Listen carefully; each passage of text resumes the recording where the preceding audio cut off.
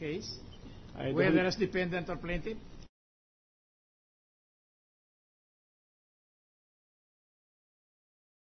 Take care of that, but I wanted to have your opinion because apparently you have testified with authority and so on. I think it will not be allowed.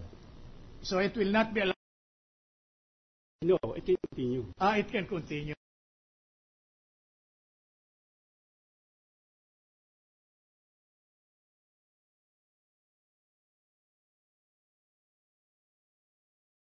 It's not part of the business of the corporation. That is your answer. All right.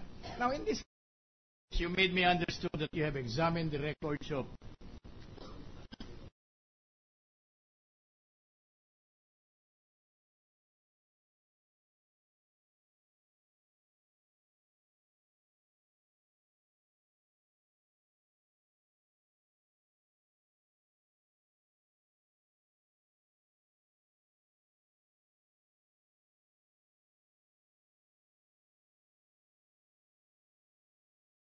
respect. When you examine, how far did your examination go? Did it go deeper than examining the papers you're asked to produce by the subpoena? No, I just check as to the records. That's all. All right. Did you happen to come across the statement of the facts that this corporation had properties subject of eminent domain by the City of Manila?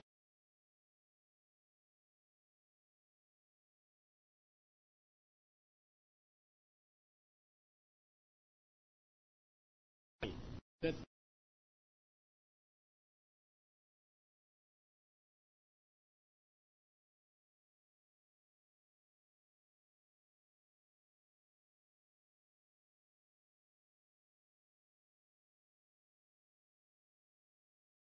did not notice any document. I don't know. But you are not denying or contradicting that properties of this corporation have been expropriated by the City of Manila. I'm sorry.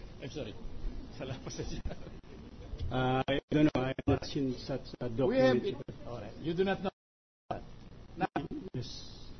I have with me a photostat copy of a check paid to Cristina Corona, EDSA, care of EDSA Guidote Enterprises, in the amount of 34,703,800 pesos. You do not know anything about it. If Your Honor, please, objection. May we register our continuing objection, Your Honor? The witness is only being asked if he knows about that.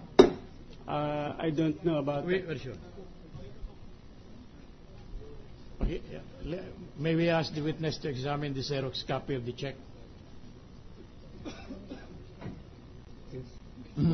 Did you alam yan? No.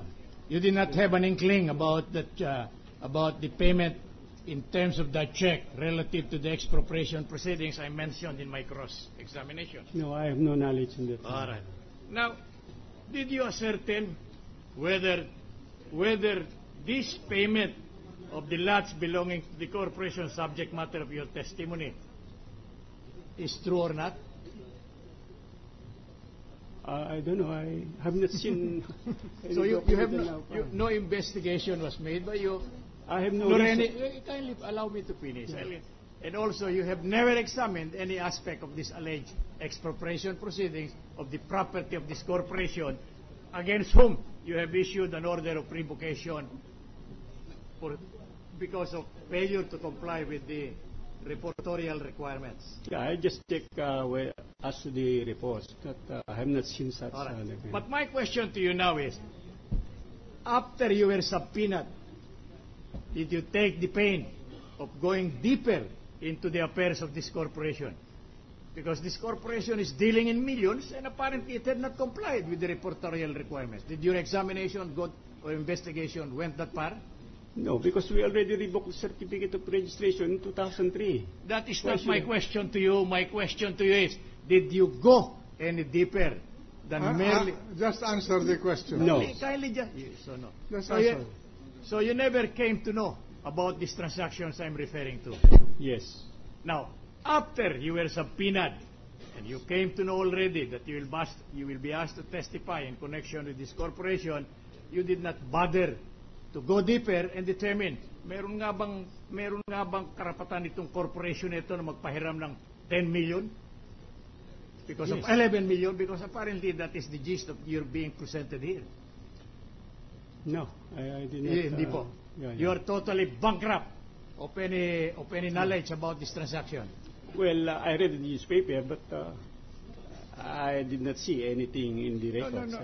That is not my question again. Otherwise, I'll be compelled to ask the Honorable Court to direct you to ask. My question is, you are totally bankrupt of any information relative to the expropriation of the property of this corporation for which it paid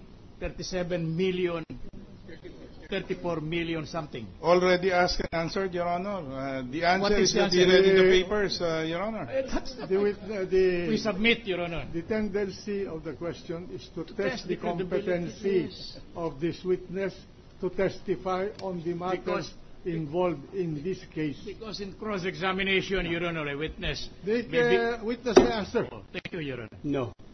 That's all with the witness, Your Honor. Oh, recross. Yes, Your Honor. Redirect. Just a few direct, Your Honor. Mr. Witness. That we confronted the witness, we marked as exhibit. I'm sorry. Mark it accordingly. I'm sorry. May we request, Your Honor, that the check we confronted the witness be marked as exhibit 44? 44, thank you. What is the request of the counsel for the... We are merely asking that it be marked, Your Honor, as All right. exhibit for the claim. Mark it accordingly.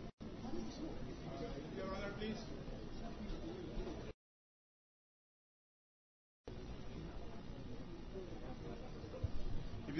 Is what is being presented We made of that. a check, Your Honor. Well, you should have objected at the very instant with respect to the character of the evidence presented. Yes, Your Honor. Besides, we only have it identified and marked. We are not yet offering it. For all you know, we may not offer it at all. Marking, Your Honor, perhaps, but that The is chair all that there is, Your rules Honor. that let this Xerox copy remain as an exhibit for the defense for the record.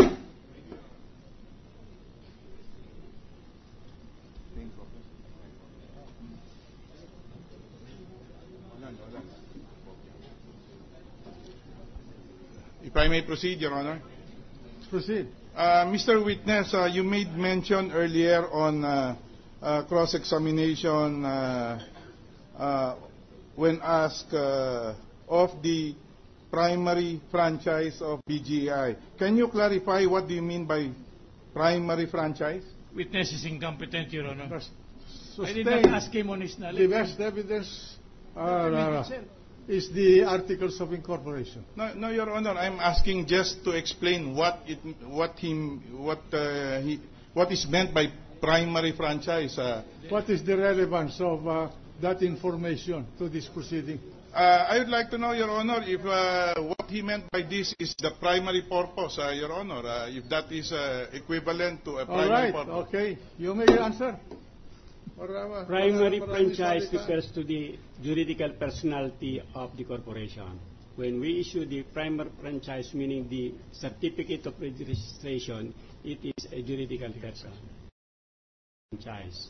And what do you mean by franchise? An authority. Secondary franchise, that is There what? is no secondary franchise. Primary purpose, secondary purpose. Precisely, Your Honor, this is why I want to clarify, Your Honor, because this is the question asked the defense counsel, the primary franchise and the... So I Yes, would may like to- answer. Secondary franchise refers to the license to operate. And- Let's say it's a business, we issue a separate certificate other than certificate of registration. That's the secondary franchise. The secondary franchise is akin to the